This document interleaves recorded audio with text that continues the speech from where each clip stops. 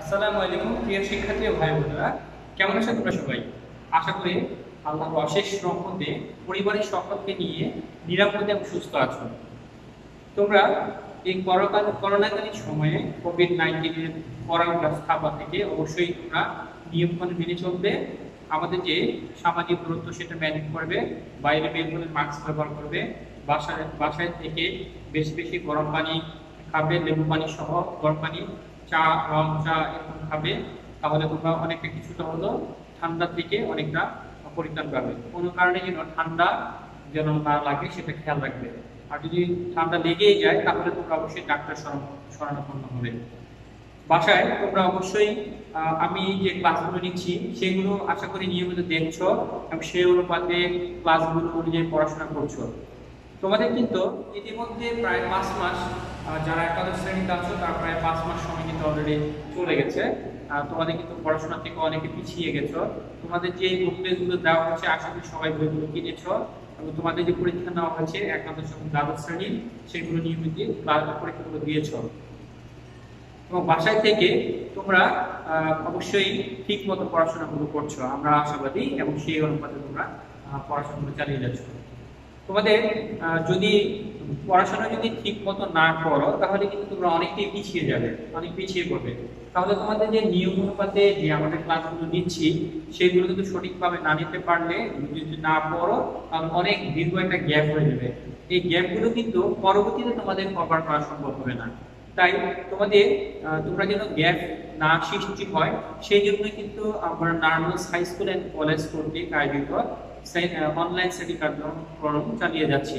আমি মোহাম্মদ আব্দুর রহিম, প্রশাসক ব্যবস্থাপনা, নারায়ণগঞ্জ হাই স্কুল কলেজ, তোমাদের অনলাইন শ্রেণী কার্যক্রমে সবাইকে স্বাগত জানাচ্ছি। আমি তোমাদের ব্যবসা সংগঠন ও ব্যবস্থাপনা দ্বিতীয় পত্রে ব্যবস্থাপনা নীতি অধ্যায় নিয়ে আলোচনা করছি। ইতিপূর্বে আমি ব্যবস্থাপনা নীতির তোমাদের দ্বিতীয় অধ্যায়ে আমি একটি লেকচার দিয়েছি, তোমরা আশা করি সেগুলো দেখছো এবং সেটা বারবার দেখে পড়াশোনা করে সেগুলো থেকে উপকৃত হচ্ছ।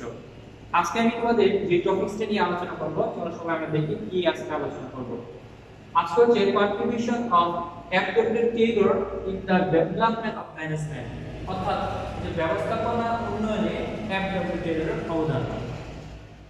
আমরা এফডব্লিউ টেইলরের অবদানের আগে আমরা যদি ব্যবস্থাপনার বিষয়টি নিয়ে আলোচনা করি, আমরা জানি যে আমাদের হেনরি ফিয়ন, তিনি আধুনিক ব্যবস্থাপনার জনক, তিনি একটা সংজ্ঞা দিয়েছিলেন, ব্যবস্থাপনা হচ্ছে পূর্বানুমান ও পরিকল্পনা, সংগঠন, কর্মী সংস্থান, নির্দেশনা, পেশনা ও সমন্বয় সাধন ও নিয়ন্ত্রণ কার্যকে বলা হয় ব্যবস্থাপনা। এই ব্যবস্থাপনার বিষয়গুলো একটি নীতির আঙ্গিকে আমি গত ক্লাসে আলোচনা করেছিলাম যে ব্যবস্থাপনা একটা নীতির মাধ্যমে চলে, একটা দ্বারা সুনির্দিষ্ট কার্যপদ্ধতির মাধ্যমে অথবা নীতির মাধ্যমে অথবা নিয়মের মাধ্যমে পরিচালিত হয়। সেই ধারাবাহিকতায় আমাদের ব্যবস্থাপনা উন্নয়নে এফডব্লিউ টেইলর যে অবদান রেখেছেন তাকে নিয়ে আমরা কিছু আলোচনা করব। আমাদের এফডব্লিউ টেইলর হচ্ছেন ফ্রেডরিক উইনস্লন টেইলর। তিনি জন্মগ্রহণ করেন মার্কিন যুক্তরাষ্ট্রে।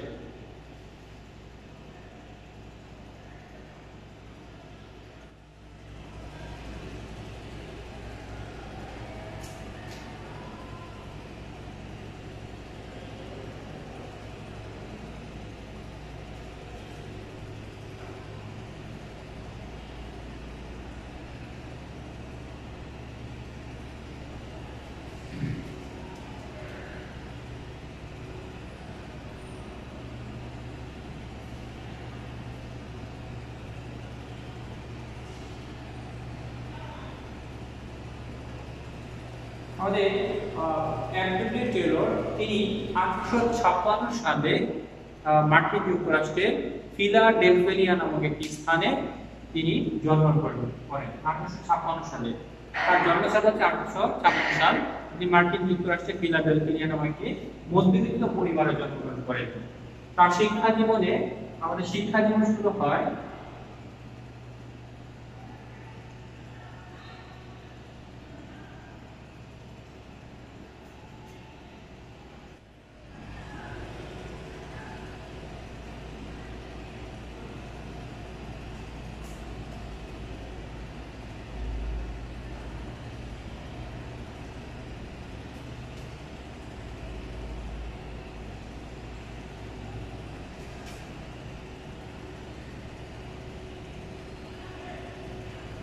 শিক্ষা জীবন তিনি শুরু করেন হার্ভার্ড বিশ্ববিদ্যালয়, আমেরিকার মার্কিন যুক্তরাষ্ট্রের খুবই স্বনামধন্য একটি বিশ্ববিদ্যালয় হার্ভার্ড বিশ্ববিদ্যালয়। তিনি হার্ভার্ড বিশ্ববিদ্যালয়ে আইনজীবী হওয়ার লক্ষ্যে তিনি পড়াশোনা শুরু করেন এবং শিক্ষা জীবন শুরু করেন। কিন্তু তার চোখের দৃষ্টিশক্তি কিছুটা কম থাকার কারণে এবং চোখের কিছু প্রতিবন্ধকতা থাকার কারণে তিনি তার পড়াশোনা চালিয়ে যেতে পারেন না। পরবর্তীতে 1875 সালে তিনি একটি ট্রেনিং ইনস্টিটিউটে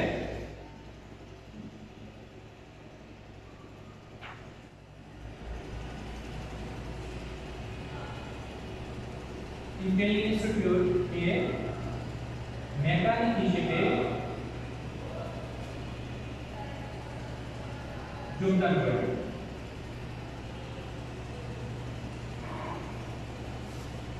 1875 সালে তিনি একটি ট্রেনিং ইনস্টিটিউটে প্রস্তুতকারী হিসেবে মেকানিক হিসেবে তিনি কাজে যোগদান করেন। তিনি প্রথমে প্যাটার্ন প্রস্তুতকারী মেকানিক হিসেবে শিক্ষানীতি হিসেবে প্রথমত 1875 সালে একটা ট্রেনিং ইনস্টিটিউটে তিনি যোগদান করেন।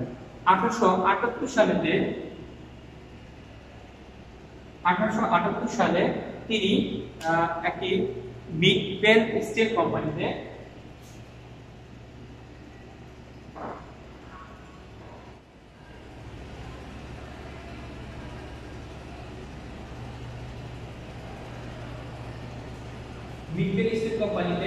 মেকানিক হিসেবে জয়েন করেন।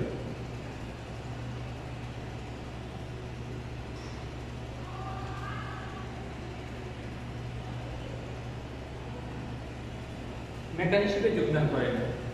এটা হলো 1875 সালেতে। আর যখন তিনি 1875 সালেতে যখন তিনি ট্রেনিং প্রস্তুতকারী প্যাটার্ন প্রস্তুতকারী হিসেবে মেকানিকের কাজ শেখার জন্য যান শিক্ষানীতি হিসেবে 75 সালেতে, 78 সালে এসে মিডওয়েল স্টিল কোম্পানিতে তিনি মেকানিকের কাজ শেখার জন্য মেকানিক হিসেবে যোগদান করেন। তারপর 1884 সালে তিনি তার স্বীয় দক্ষতা, প্রতিভা, প্রজ্ঞা, তার বিচক্ষণতার মাধ্যমে, মেধার মাধ্যমে তিনি মাত্র 28 বছর বয়সে মিডওয়েল স্টিল কোম্পানির প্রধান প্রকৌশলী হিসেবে পদোন্নতি পান। চিন্তা করে দেখো প্রিয় শিক্ষার্থী, তার জন্ম হচ্ছে 1856 সাল। তারপর তার শিক্ষা জীবন শুরু হয় হার্ভার্ড বিশ্ববিদ্যালয়তে আইনজীবী হওয়ার লক্ষ্যে। পরবর্তী তার দূরদৃষ্টির কারণে পড়াশোনা চালিয়ে যেতে পারেন না। পরবর্তীতে তিনি কি করেন, 1875 সালে এসে তিনি একটা ট্রেনিং ইনস্টিটিউটে তিনি শিক্ষানীতি হিসেবে কাজ শেখার জন্য করেন। প্রায় 3 বছর শেখার পর 1878 সালে মিডওয়েল স্টিল কোম্পানি ফিলাডেলফিয়া নামক স্থানে, সেখানে একটা মিডওয়েল স্টিল কোম্পানি আছে নাম করা, সেই স্টিল কোম্পানিতে তিনি মেকানিক হিসেবে যোগদান করেন। এবং 78 সালেতে যখন তার বয়স, যখন 1884 সালে যখন তার 28 বছর বয়স,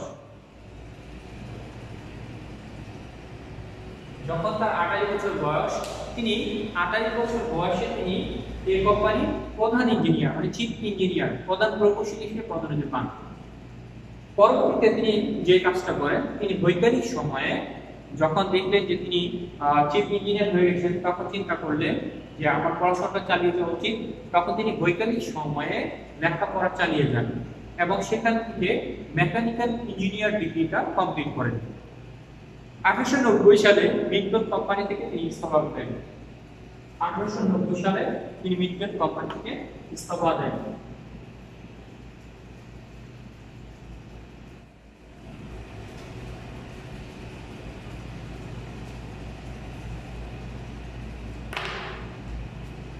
সালে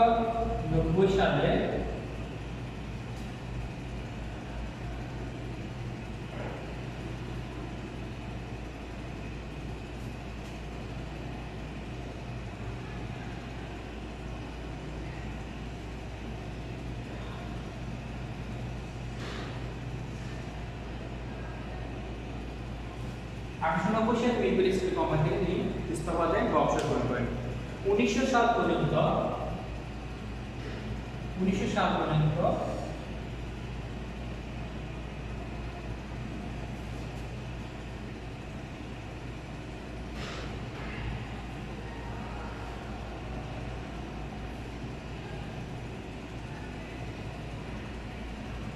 1900 সাল পর্যন্ত প্রায় 10 বছর, 1890 থেকে 1900 সাল পর্যন্ত প্রায় 10 বছর তিনি মিডওয়ের ফিলাডেলফিয়া অঞ্চলে বিভিন্ন স্টিল কোম্পানিতে তিনি কনসালটেন্ট ইঞ্জিনিয়ার হিসেবে তিনি সেবা দিয়ে আসেন। কনসালটিং ইঞ্জিনিয়ার হিসেবে প্রতিষ্ঠানে তিনি কাজ করে থাকেন। তাকে আমরা অ্যাডভোকেট টেলিকে বৈজ্ঞানিক ব্যবস্থাপনার জনক বলে থাকি। অ্যাডভোকেট টেলিকে বলা হয় বৈজ্ঞানিক ব্যবস্থাপনার জনক।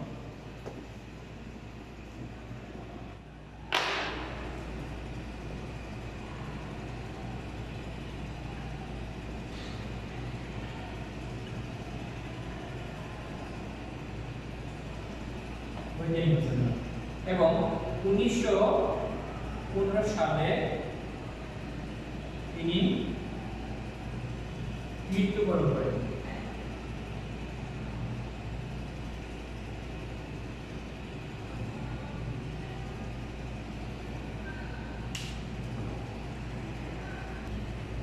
তিনি অ্যাডভোকেট টেইলর তিনি বিভিন্ন গ্রন্থ এবং প্রবন্ধ রচনা করেন। এই গ্রন্থ এবং প্রবন্ধ রচনার মধ্যে যেটি লিখেছেন সেগুলো আমি লিখে দিচ্ছি প্রিয় শিক্ষার্থী, তোমরা সেগুলো নোট করে নিবে এবং সেগুলো পড়াশোনা করবে। The principal of scientific management,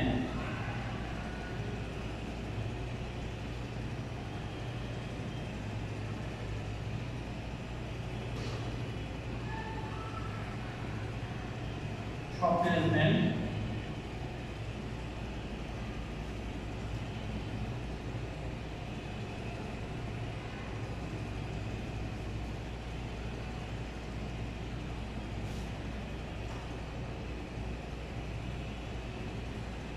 price system,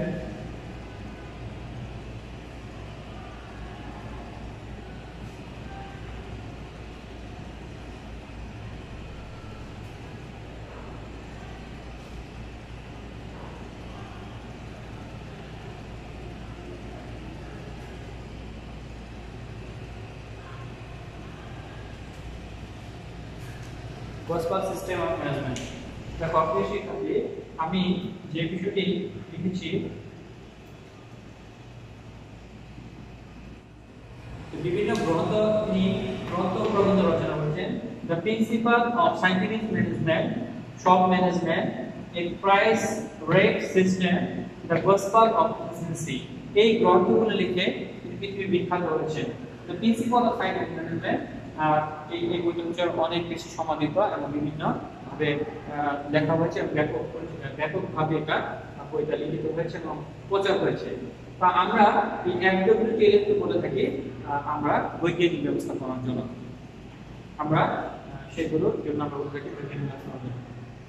প্রিয় শিক্ষার্থী, তোমাদের মাঝে আমি আরেকটি টপিকস নিয়ে আলোচনা করব, তা হচ্ছে contribution of Henri Fayol in the development management, অর্থাৎ ব্যবস্থাপনা উন্নয়নে হেনরি ফিয়লের অবদান। আমরা আগে শিখেছি এফডব্লিউ টেইলরের অবদান, এখন শিখব হেনরি ফিয়লের অবদান। এফডব্লিউ টেইলরকে বলা হয় বৈজ্ঞানিক ব্যবস্থাপনার জনক। এফডব্লিউ মিনিং হচ্ছে ফ্রেডরিক ওয়েসলার টেইলর, আর হেনরি ফিয়ল আমরা সংক্ষেপে এইচফিয়ল বলতে পারি। হেনরি ফিয়ল তিনি হচ্ছেন আধুনিক ব্যবস্থাপনা তত্ত্বের জনক। আমরা এখন শিখব হেনরি ফিয়ল কি কি অবদান রাখছেন আমাদের ব্যবস্থাপনা উন্নয়নের ক্ষেত্রে। ব্যবস্থাপনা চিন্তা জগতে সবচেয়ে খ্যাতিমান ইউরোপীয় পণ্ডিত হচ্ছেন আমাদের হেনরি ফিয়ল। এই হেনরি ফিয়ল জন্ম হচ্ছে তুরস্কের ইস্তানবুল শহরে।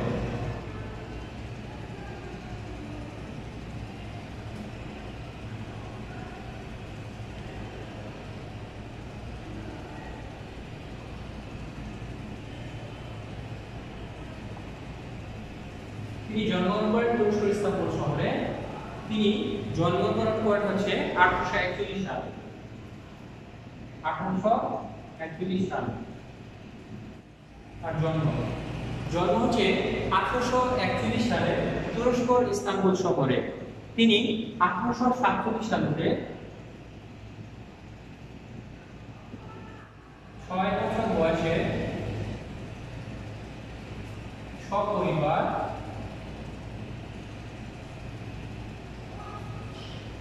ফ্রান্সে চলে যান।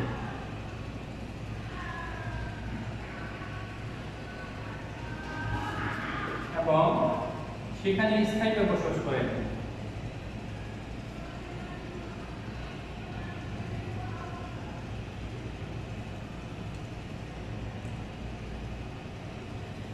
তাহলে আমরা কি দেখতে পাই, আমাদের হেনরি ফোর্ড, যাকে বলা হয় আধুনিক ব্যবস্থাপনা তত্ত্বের জনক, তিনি 1841 সালে তুরস্কের ইস্তাম্বুল শহরে জন্মগ্রহণ করেন। জন্মগ্রহণ করার পর ঠিক 6 বছর পরে তিনি সপরিবারে 1847 সালে বাবা মা এবং তার সপরিবার 6 বছর বয়সে বাবা মার সাথে ফ্রান্সে চলে আসেন এবং সেখানে পরিবার সহ স্থায়ীভাবে বসবাস শুরু করেন। 1860 সালে তিনি 1860 সালে তিনি S.A.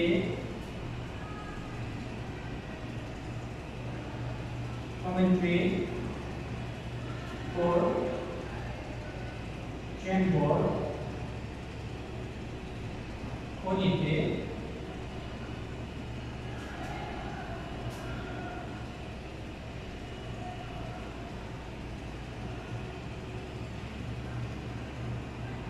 প্রকৌশলী হিসেবে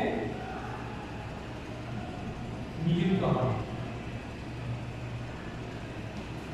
শিক্ষার্থীরা দেখো, 1847 সালে যখন তিনি স্থায়ী বসবাস শুরু করেন, বসবাস শুরু করার পর 1860 সালে তিনি S.A. commentary for chamber নামক একটি খনিতে তিনি প্রকৌশলী হিসেবে যোগদান করেন। এটা হলো 1860 সাল। আর 1888 সালে এই কোম্পানির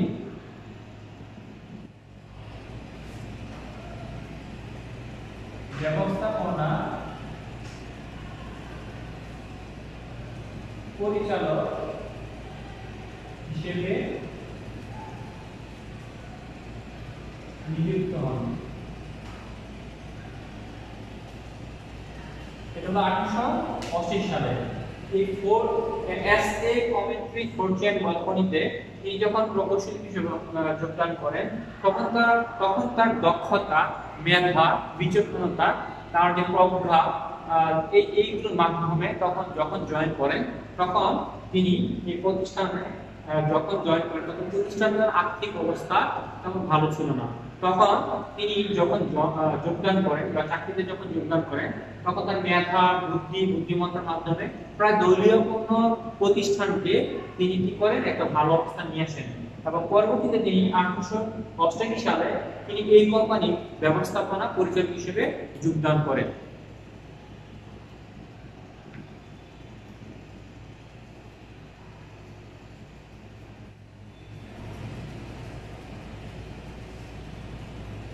তারপর হচ্ছে 1908 সালে 1908 সালে কি করেন, 1908 সালে তিনি যখন এই দায়িত্ব থেকে অবসর গ্রহণ করেন, তখন তার স্বীয় যোগ্যতা বলে এই প্রতিষ্ঠান আর্থিক অবস্থা ছিল অনেক ভালো। যখন 88 সালে তিনি পরিচালক হন, 88 সাল থেকে 1908 সাল পর্যন্ত এই প্রতিষ্ঠান, যখন তিনি চাকরি থেকে অবসরে যান, দায়িত্ব প্রায় যখন অবসর দেন, তখন তার এই প্রতিষ্ঠানের আর্থিক অবস্থা, তার যোগ্যতা, দক্ষতা কারণে, মেধার কারণে, প্রজ্ঞার কারণে দেখা যায় প্রতিষ্ঠান অনেক সচ্ছল হয়ে যান। আর তাকে আমরা বলে থাকি আধুনিক ব্যবস্থাপনা তত্ত্বের জনক।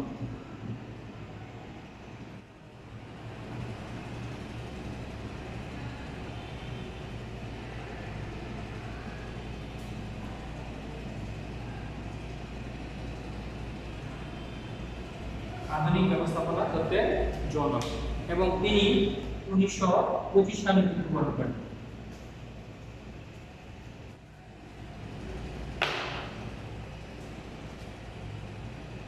1925 সালে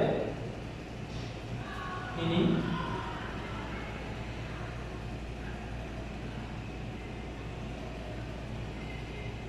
মৃত্যুবরণ করেন।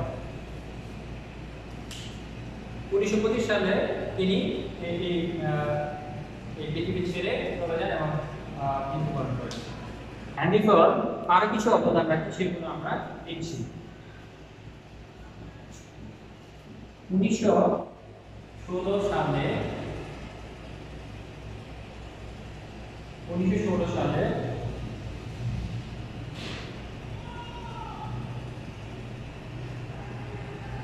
ফ্রান্স ভাষায়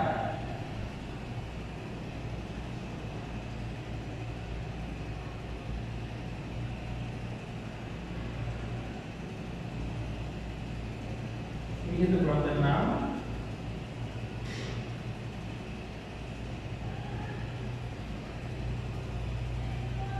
অ্যাডমিনিস্ট্রেশন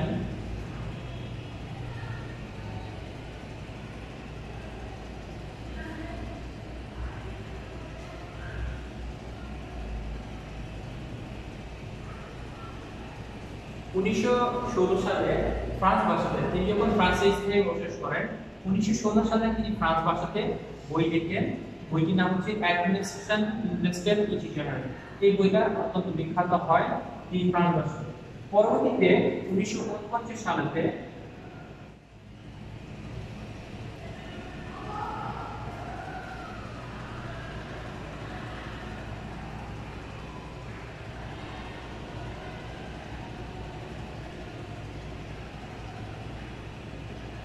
মার্কিন যুক্তরাষ্ট্রে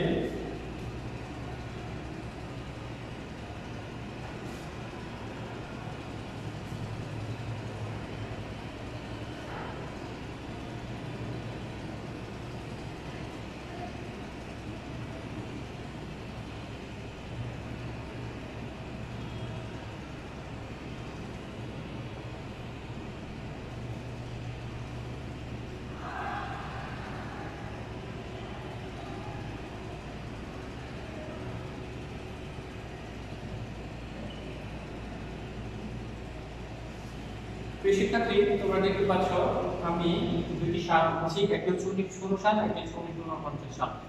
1916 সালে আমাদের হেনরি ফ্রড, যিনি আধুনিক ব্যবস্থাপনা তত্ত্বের জনক, তিনি প্রথম এই ভাষাতে বইটি লিখেন। ফ্রান্স ভাষাতে লিখিত গ্রন্থটির নাম হচ্ছে অ্যাডমিনিস্ট্রেশন ইন্ডাস্ট্রিয়াল জেনারেল। এইভাবে বইটি লিখেন। পরবর্তীতে 1949 সালেতে তিনি কিন্তু মৃত্যুবরণ করেন 1925 সালে। কিন্তু আমেরিকার সরকার 1949 সালে মার্কিন যুক্তরাষ্ট্রে জেনারেল অ্যান্ড ইন্ডাস্ট্রিয়াল ম্যানেজমেন্ট নামে বইটি প্রকাশ করেন। এই বইটি অত্যন্ত গ্রহণযোগ্য একটি বই, পৃথিবীর বিখ্যাত একটি বই। আমরা যে হেনরি ফ্রডের যে 14টি নীতি পড়ছি, সেই 14টি নীতির মধ্যে এই বইটার মধ্যে লেখা আছে। এই বইটির মাধ্যমে আমাদের এমন কোনো প্রতিষ্ঠান নেই যে প্রতিষ্ঠানেতে হেনরি ফ্রডের 14টি নীতি পালন করা হয় না। অর্থাৎ সবার নিকট গ্রহণযোগ্য একটি বই এবং সমন্বিত বই, জেনারেল অ্যান্ড ইন্ডাস্ট্রিয়াল ম্যানেজমেন্ট। প্রিয় শিক্ষার্থী, আমরা তাহলে আজকে কি শিখতে পেলাম? আমরা শিখতে পেলাম দুজন বিখ্যাত ব্যক্তি। তোমরা যে বইটা পড়বে সেটা কভার পেজে দেখতে পাবা যে আধুনিক ব্যবস্থাপনা তত্ত্বের জনক, তার ছবি দেওয়া আছে, এবং হেনরি ফ্রড, তারও ছবি দেওয়া আছে। অর্থাৎ একজন হচ্ছে বৈজ্ঞানিক ব্যবস্থাপনার জনক, একজন হচ্ছে আধুনিক ব্যবস্থাপনার জনক। আমাদের যে আজকে যে ব্যবস্থাপনার অবস্থা বা আধুনিক অবস্থা, এটি কিন্তু একদিনে সৃষ্টি হয়নি। কালের বিবর্তনে অনেকেই অবদান রেখেছেন। আর যারা সবচেয়ে বেশি অবদান রেখেছেন, একজন হচ্ছে আধুনিক ব্যবস্থাপনার জনক, আর একজন হচ্ছে বৈজ্ঞানিক ব্যবস্থাপনার জনক, যাদেরকে ছাড়া আমরা ভাবতে পারি না। আমরা যখন বিবিএ লেভেলে চলে যাব, এমবিএ লেভেলে চলে যাব, যখন আমরা বিবিএ তে ম্যানেজমেন্টের উপর পড়ব, তখন আমরা কিন্তু তাদের জীবনী অনেক বেশি আরো বেশি জানতে পারবো। তাহলে দুজন ব্যক্তি কিন্তু আমাদের ব্যবস্থাপনা তত্ত্বের থেকে অনেক গুরুত্বপূর্ণ অবদান রাখেন। তাই শিক্ষার্থী, তোমরা আজকে যে আলোচনাগুলো করলাম সেগুলো বারবার দেখবে, চর্চা করবে, ভালোভাবে পড়বে। পড়ার কোনো বিকল্প নেই। জীবনে সফল হতে গেলে সংক্ষিপ্ত কোনো পথ নেই। তোমরা চর্চা করবে, অধ্যবসায় করবে, সততার সহিত থাকবে, অবশ্যই জীবনে সফল হতে পারবে। সবাই ভালো থাকো, নিরাপদে থাকো, সুস্থ থাকো। ধন্যবাদ সবাইকে।